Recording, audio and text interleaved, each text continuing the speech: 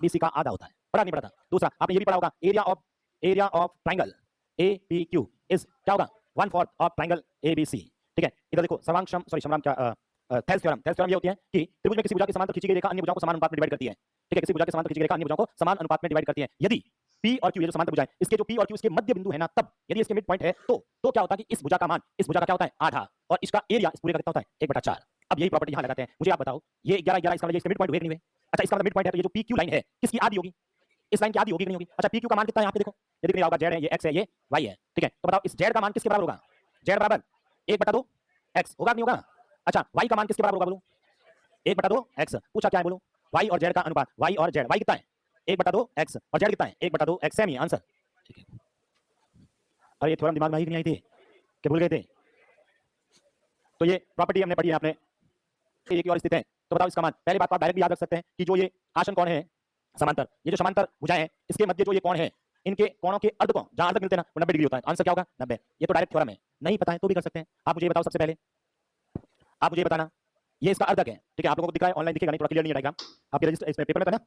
आप मुझे बताओ, ये इसके अर्धक है, मतलब ये और ये दोनों क्या होंगे, बराबर। ठीक है, ये कितना लिख देते हैं X, और ये भी, ये Y और ये भी Y।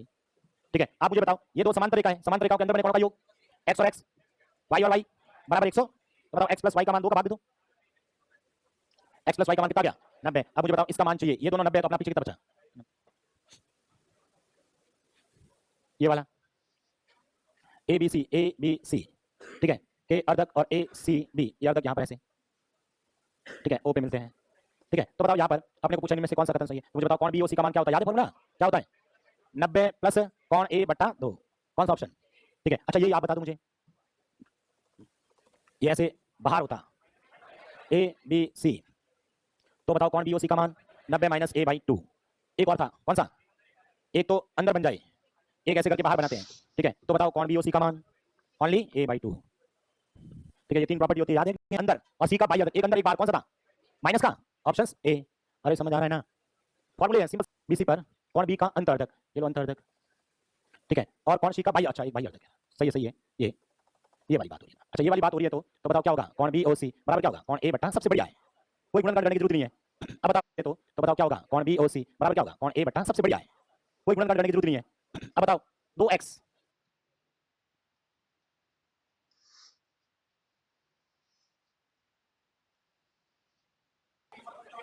हाँ बोलो, ये वाला, इधर देखो, ये इंपॉर्टेंट है, याद रख लेना, पिछली बार आया था। हालांकि जब पहला दूसरा दो रेखाएं होती है उसमें अनुपात बराबर नहीं है, तब ये रेखा क्या होती है, प्रतिच्छेदी करती है। प्रतिच्छेदी करती है तो हल कितने होते हैं, एक, अद्वितीय जिसे बोलते हैं, और ये जो निकाय होता है वो संगत निकाय कहलाता है। उसके बाद पहला दूसरा बराबर होता है, तीसरा बराबर नहीं होता है, तब ये लाइनें समांतर होती है, पैरेलल, और जब पैरेलल होती है तो उस पर कोई हल नहीं होता है, और जिसके हल नहीं होते वो निकाय असंगत, और जब तीनों बराबर होते हैं तो क्या होता है, संपाती। संपाती मतलब बहुत सारे हल होते हैं। तो अभी ये जो क्वेश्चन आया था आपके लास्ट के पेपर में, इसमें तो क्या लिखा है, अद्वितीय हल। अद्वितीय हल में क्या होता है, 2/k बराबर नहीं होगा किसके, k का मान कभी भी 4।